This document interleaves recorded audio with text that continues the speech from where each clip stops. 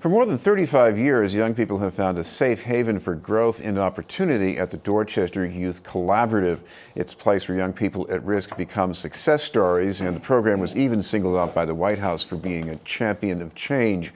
More recently, the program has been facing a sharp drop in funding. To tell us about efforts to get back on track is the Collaborative's founder and director, Emmett Folgert. Thank you very much for being with us, Emmett. Yes. First, I'd like to start with this.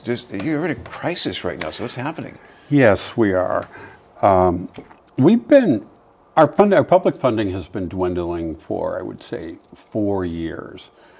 And we're down to very little right now. And we also are facing the fact that there may not be much public funding for community programs like that, especially coming out of Washington. And that trickles down to us. So we looked at our budget and we had a couple of disappointments, and then we saw that we weren't going to be able to have enough cash to get through September. And our private providers, which are philanthropic foundations and individuals, kicks in October. So the first thing I did was I stopped taking a salary. So I'm a volunteer at this point. And then we said, let's go public. Let's go public and go on the media and say, look, we need about $50,000 to get through October. And then what we'll do to survive, we will reorganize and come up with a different 12-month plan so that this doesn't happen again. More depending on the generosity of individuals and private foundations. We have to pivot. Things have changed. In the shortest way of describing it, the Youth Collaborative sometimes referred to it as a drop-in center, but talk about the people you serve, because when you say at risk, that can be anything from somebody who's really been in trouble with the law to somebody who's maybe a hard-working kid trying to make it at Boston Latin. Sure. We provide a unique service. The first people who would tell you that is the Boys and Girls Club down the street. We love them, they love us. They say, we want you around because you serve a different kid than we do. We serve a kid that needs a little bit more. It doesn't mean they're not just as bright and hopeful and have as much potential, but many of them do not have the family supports, especially, that are needed in this world to achieve those potentials. We specialize in them. Very intense one-to-one mentoring. The collaborative means we put them in all kinds of other programs, but we watch them, and we watch them for years. We stay with them, and it works. Of course, one of the things you do is you run a basketball league. It doesn't sound so extraordinary, but these days, kids can't just come home after school and run out and play basketball and be safe anymore. It's not like the old days. It's not like my days, and I used to do that. You're absolutely right.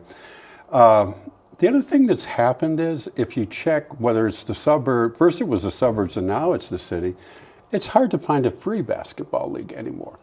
They're charging.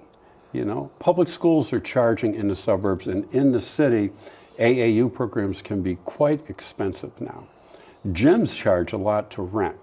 So we offer some of the only free basketball in the city. And so that's unique in itself. And also, basketball to us is more the way to get to know the kids. That's not our goal. Don't get us wrong, we play very good basketball, we're competitive, but that's not our primary goal. Our primary goal is to just help the young person grow up and reach their potential and be safe.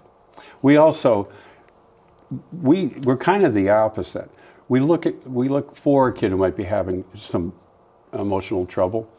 We definitely look at the addresses that the kids are coming from. And if they're coming from these gang versus gang violent hotspots, we put them right at the front of the line, What about what becomes of these young people later?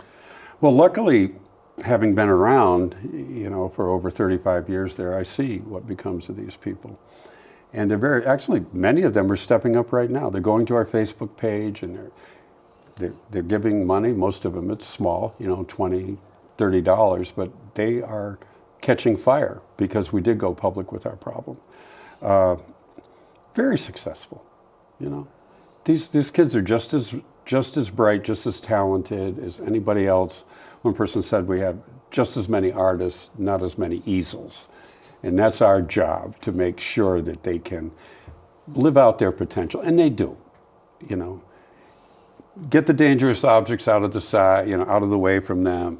You don't have to grow them up. They will grow up themselves. But there are things that they do need. And the number one thing they need is the support of caring adults over a long time. Well, I go back in the neighborhoods almost as long as you do. Yes. And I see this sort of a pattern here where there are times there's a crisis and then we have all kinds of money for at-risk youth. And then people get kind of complacent and then we're into another cycle. Yeah, flavor of the month. And you know, this is the answer. There is no answer. There is no one program that has all. If any program tells you they have the answers, don't believe them. Different things work for different people. We've got kids who love to run track now. Baseball from the Dominican Republic. Some have to act. They have to. It may only be 5-10% of the population, but if you don't give them that opportunity, all the rest is not going to work. You've got to individualize, just like if you raise children, you know that. Well, that's what we do.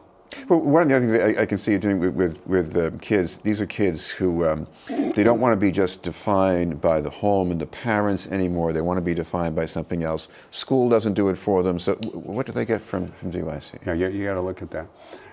There's a couple of things we do.